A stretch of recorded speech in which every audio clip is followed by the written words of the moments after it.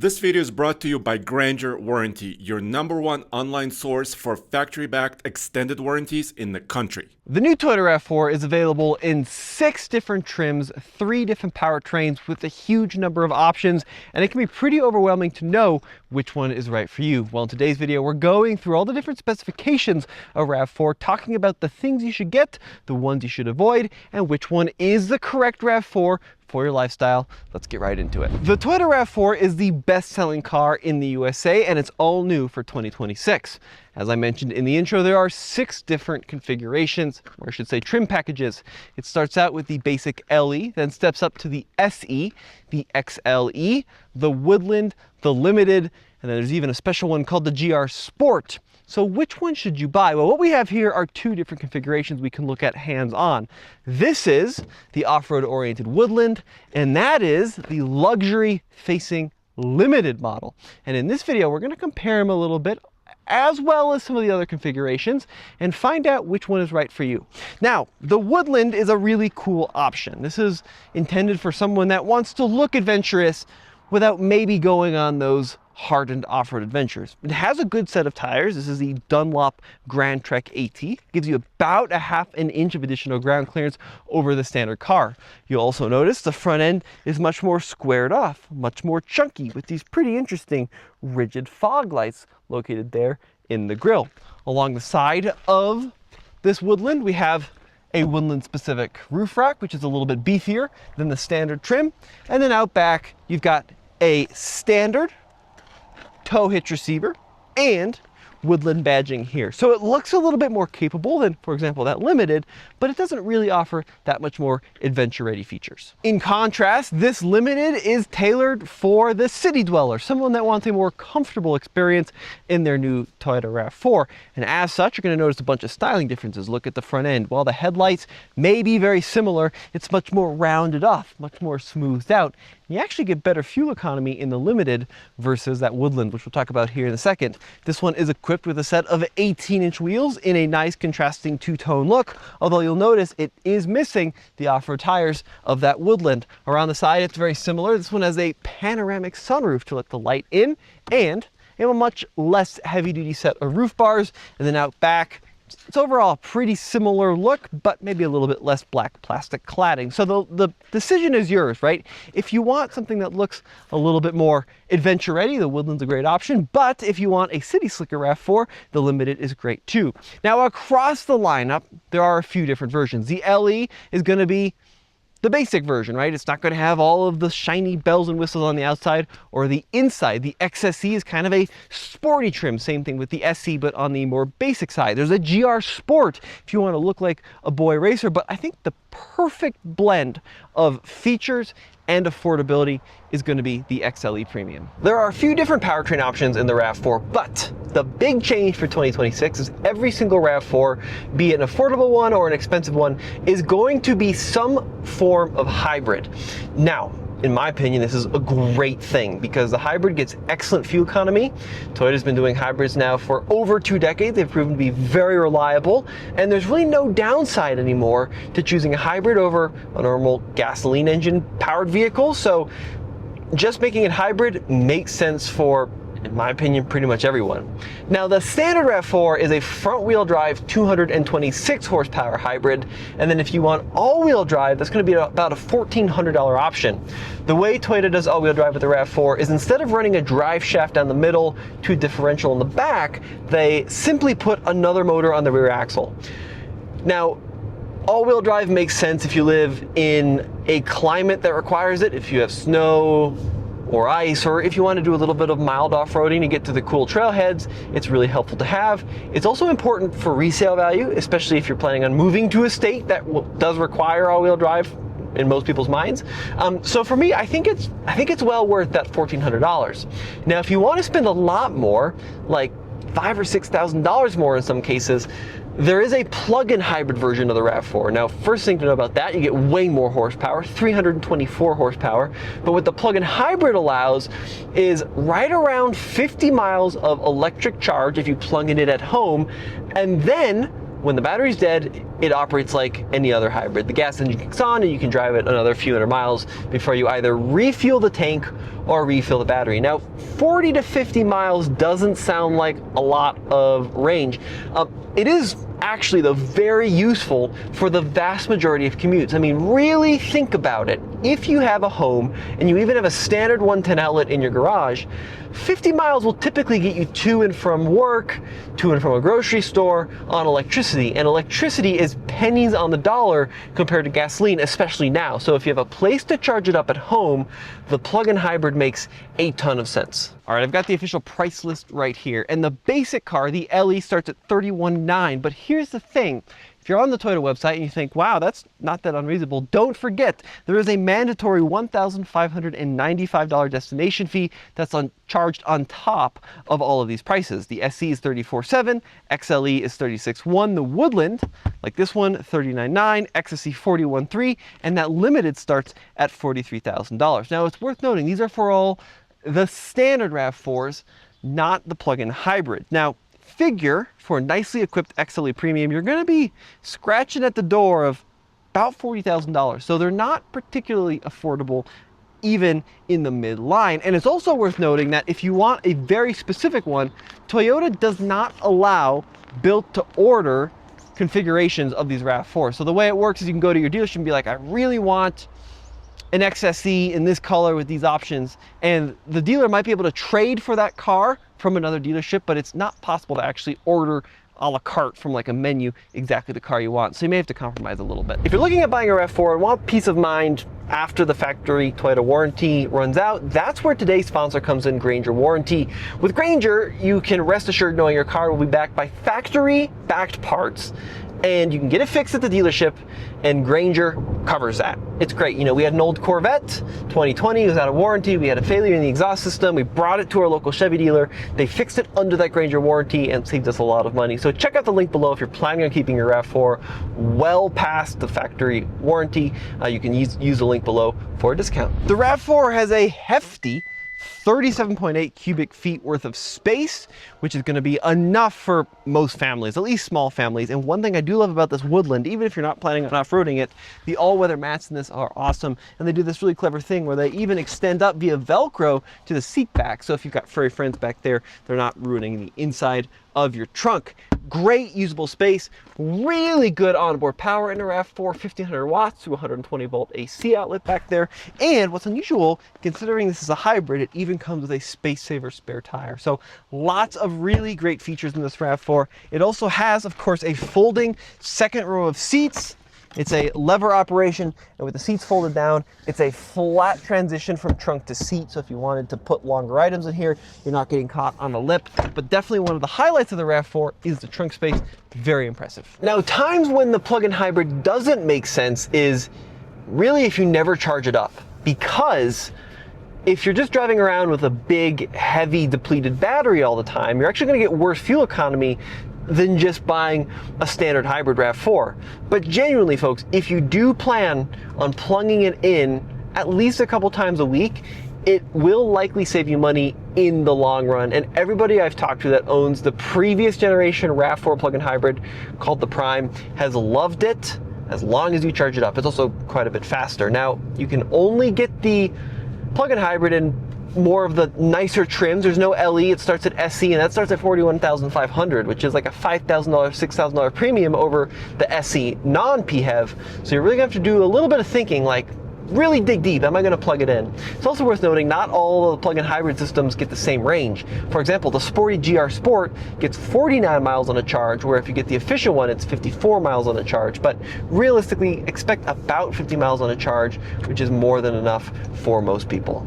One other note on that plug-in hybrid, you don't need a special outlet to charge it up. The battery is not like a giant Tesla battery that takes 4 days to charge up. You could probably get away with just doing a 110 outlet like you'd find in a typical household garage, or if you're really feeling ambitious, you could do a 240 volt plug, which is a common upgrade now for most houses. This Woodland is spec'd from a feature standpoint in a very similar way to, I think, the way most RAV4s are going to be spec'd, which is to say mid-grade. Now, there are some Woodland specific features like some of the orange accenting here in the center console and the steering wheel and the seats, but for the most part, the feature set in this car is going to be very similar to like an XLE Premium. Now, let's talk about some of the features that are good in this standard version of RAV4 and some that maybe you'd want if you are looking at, for example, a Limited. This is the smaller of two screens. This is a 10.5-inch screen, and it's one of the highlights. It works great. It's the right size, doesn't impede the view going forward, doesn't look super tacked on, and I find it very easy to use. You've got shortcuts along the driver's side for your navigation, for your audio, for your phone, and for your settings. Now, one thing worth noting about this navigation is you do need your phone to actually get it going, get it activated, and it is a paid feature in the standard car. It's not going to be a fully built-in suite like some other cars. But what's great about this system is it's got wireless Apple CarPlay, and I think that's how most folks are going to interact with it. They're just going to stick it on CarPlay or Android Auto and work with it that way. Functionally, this screen is exactly the same as the big system for the most part that we're going to check out in that Limited, and I find it really very intuitive.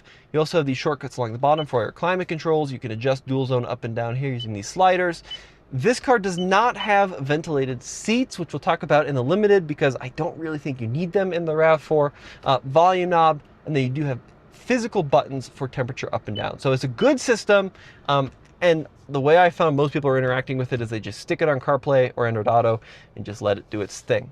Apart from that, down below here, you're going to find a tray. This Woodland has one wireless charger. It's missing the second that some of the upper end RAV4s have, but at least you've got the one on the driver's side. Drive modes here for your street settings, and then drive modes over here for your off-road settings, trail, snow, and then you can also pop it back into normal. I love the two USB-C ports located here, and I also love this. This is the physical shifter. Some RAV4s, including that Limited, have an electronic shifter, which simply is not as satisfying to use. It's also an option on some cars. If you can find one with the physical shifter, I just find it to be a little bit more tactile and a little bit better to interact with. Located here is going to be electronic parking brake. That's going to be the same across all of them.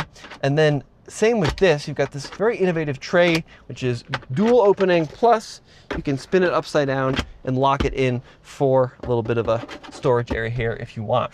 Steering wheel is leather wrapped in this car, and Toyota Safety Sense is the included safety gear in this thing. I find it pretty awesome. Adaptive cruise control is standard, emergency braking is standard, so a lot of really great features. If you want traffic jam assist, that is an option on some trims. Depends on pricing, but it can be $400 or $600. That's a cool feature because it means in traffic jams at low speeds, you can take your hands completely off the wheel and let the car do its thing. If you are living in an area like LA where there's a lot of traffic, strongly recommend finding a RAV4 with that feature. But even the standard Toyota safety system is pretty good.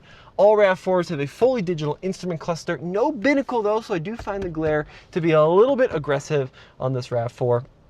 Automatic headlights on this one touch automatic down windows on all 4 windows in this car, which is great. So it's a nice place to spend time. No sunroof as equipped in this Woodland. It is an option. I don't really think you need it. It's just kind of a preference thing if you love it. But for the most part, it's a functional, fairly comfortable interior with the right amount of features. But if you want a lot of luxury, that's where that Limited comes in. Backseat of the RAV4 is a good place if you've got a small family. Of course, no third row availability in this car. You'd have to step up to the Highlander for that. I'm going to do my Sophion Bay door test here. Pretty solid thunk, I have to say. Now, it's a comfortable rear seat. Do we have any recline? We sure do, just a little bit here on those road trips. My driving position at about 6 feet tall. I've got just enough leg room, which is good. Lots of headroom in this car without a sunroof. Fold down console in this Woodland. And then a great feature across all RAV4s are integrated rear AC vents and USB-C charging back here, 15 watts. So this Limited is going to offer a nicer experience, as you'd expect, for more money. Softex trim seats, 8-way power driver seat, and then the Limited also has a 4-way power passenger seat, although I would love the availability of lumbar controls, which you're not going to find on this side. But I love the two-tone contrast. This is something that I think Toyota's been struggling with a little bit in the new RAV4 is most of the interiors are very dark and drab, unless you get something like this Limited, where you get the kind of soft touch materials across the dashboard in the multi-tone. Really improves the looks. One thing which does not improve the looks is the screen. This is the larger 12.9 inch screen. You're going to notice the actual usability of it's very similar to the smaller screen. We do have that built-in navigation system, but I think it looks a little bit tacked on, and I just don't think it gives you enough of a difference compared to the smaller screen for, you know, some of the obnoxiousness that's harsh, but it's a little bit much, and I really don't think you need it. You're gonna also notice some additional features in this car. For example, we've got heated steering wheel and ventilated front seats, automatic ventilated front seats. I actually, if you're thinking like, wow, I'd love a RAV4 Limited because of the ventilated seats, I really don't think they do much compared to a lot of other cars I've driven that have effective ventilated seats. This really doesn't cool your bottom off very much, and it's definitely not a must for me, I'll put it to you that way. I do love this though. We've got the dual wireless charger, something that very few cars offer in 2026. Really nice to keep your friend's device charged as well. Similar situation down here. We do have an automated parking system on this Limited trim. I don't like this shifter. This is that smaller toggle shifter I was talking about earlier. It doesn't improve the experience. It does clear up a little bit of space, but it's got the same cup holders. I much prefer the chunky shifter that we found in the Woodland. Heads-up display in this Limited is nice to have if you want that. That is an option. JBL premium sound system. This is going to be a 9-speaker sound system. It sounds pretty good, certainly better than the bass system. If you are in audio, I would recommend opting for that. We do have memory driver front seats in this car. Same size actual cluster screen, once again, without the little cover. And then I do like this actually. It is a premium touch. It's going to be that full panoramic sunroof to let the light in. Really, it's a nice interior, but for this price point, you are scratching at the door of maybe some entry-level Lexus products, so you're gonna have to make the call. Is it worth having the Toyota with all the features or a more basic Lexus? You have to drive them for yourself and see which one's best. Now, checking out the back seat of the Limited, very similar story to what we saw in the Woodland, except, of course, soft tech seats, and you get heated rear seats, at least outboard rear seats.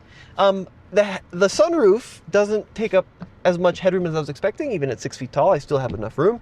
That's the good news. The bad news is there are no sunshades back here, which I think would be a really nice addition across all the RAV4s. That I'd prefer to make it standard because, you know, having kids, being able to keep them shielded from the sun is a great thing. So what does a RAV4 drive like? It is a smooth, confident experience. The GR Sport model with the crazy wing and the awesome paint and the wide tires sticks a little bit better than a standard RAV4, but it's not really any more fun to drive. These cars are comfortable, quiet, compliant.